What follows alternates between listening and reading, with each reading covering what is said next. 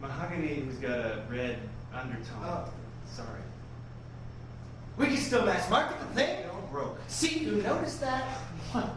We just gotta build a better prototype. Can I just ask you, how many people are going to be stupid enough to buy a $150 vaporizer when they can get papers in the corner for $1? All the people who don't want smoke, or smell, or their moms busted in on their case. Well, they should just smoke when their mom's not around. That method's fairly foolproof. Moms are always around when you don't know.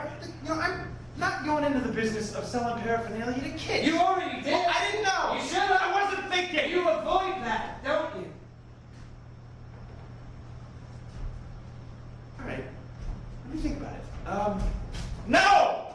Thought things through, assessed my abilities, seen the obvious pitfalls and illegalities of your plan. That's what you do when you grow up. Really? Oh, I thought what you did when you grew up was to have a viable career and to fall in love so as to maintain some semblance of a fucking life worth living. That's what I thought.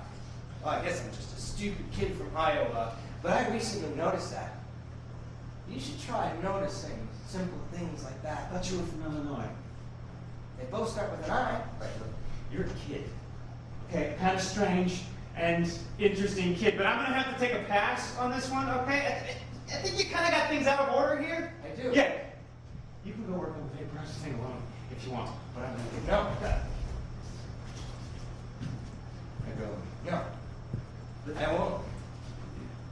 Don't.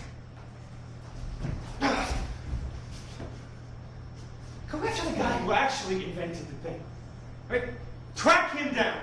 No. You talked to me. You told me what to read. You read my bed stories. You like those stories, right?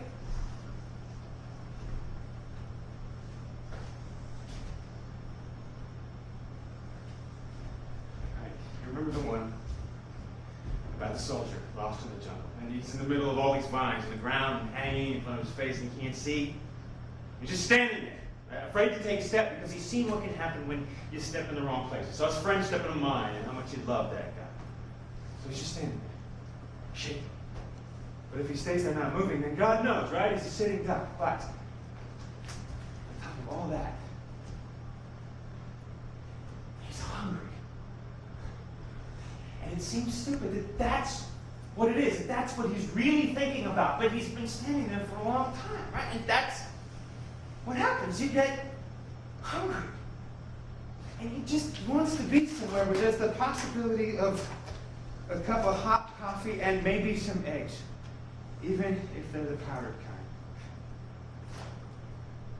And that is why he takes a step. Why he starts moving. Not because he's afraid of the Viet Cong pulling some deer hunter scenario. The reason he risks it is the eggs.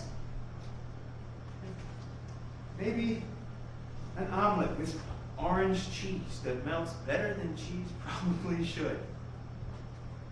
Really bad American cheese. That cheese really stuck with me. Remember that one? Yeah, I wrote it. Great, so fuck the vaporizing business. Write stories. I can write like you.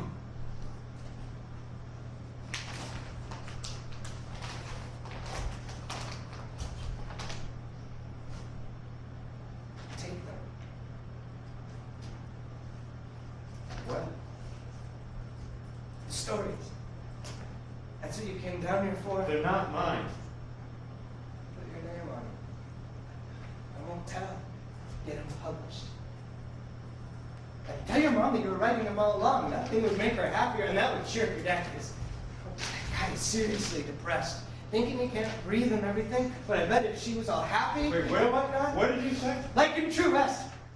I'll be Malkovich with the story, and you'll be like Sneeze writing it down. Like if you, instead of taking me to the desert, like if we could just stay here together. Wouldn't it have been better if they had just stayed together and been outside? Wouldn't that have been like a happy ending? You know, like with the crickets and stuff. Remember Malkovich talking about the crickets? Those are the most monotonous fucking crickets I've ever heard in my life. There'll be crickets down here in the spring. At least they are down by the river. How did you know my dad is depressed? You told me. No. You told me everything about your family. He had been. In the past. I don't remember, but I didn't know he is until now. Not till today. How the fuck did you know that? That shit No, doesn't go. how do you know that? I can't help it if I notice things. Fuck off now. Fuck Why off! don't you fucking notice things about you? I noticed that there's something seriously wrong with you. You might be insightful.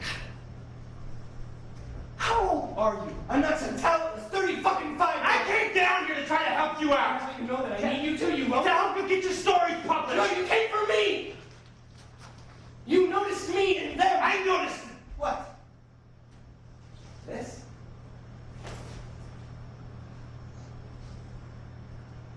That you are an obsessive character. Character? I don't seem true. You want to know how this happened? I'll tell you. One last story. A true story. In a field outside Muscat. I have to go. My dad needs me. I know, I told you!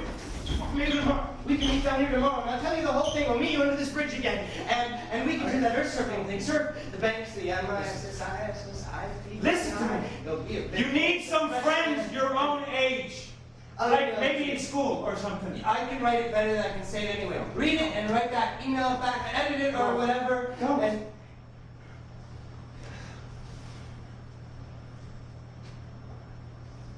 I just want to tell you one thing. what? As much as I love your vet stories, I was always disappointed that after all that carnage, they all just got really, really high and lived happily ever after. You know what I mean? Disappointing people is our thing. Want to start trying not to?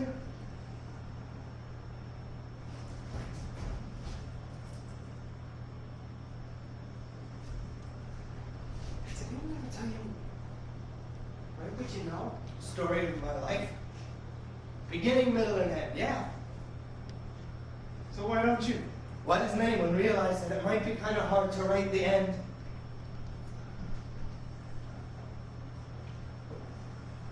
Read Mill on the Floss. That is a woman named George. She's an excellent writer. She'll teach you all you need to know about how hard it is to write an ending.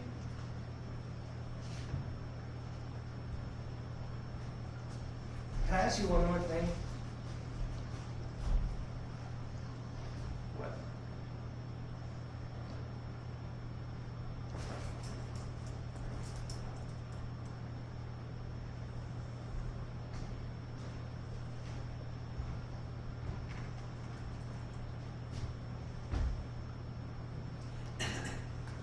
What's it like to sleep with a girl?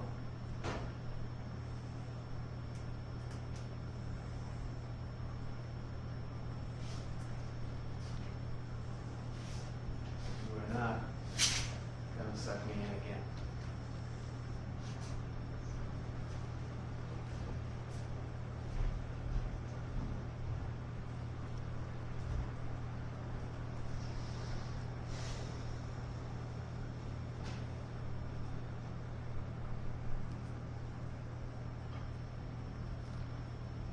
Okay.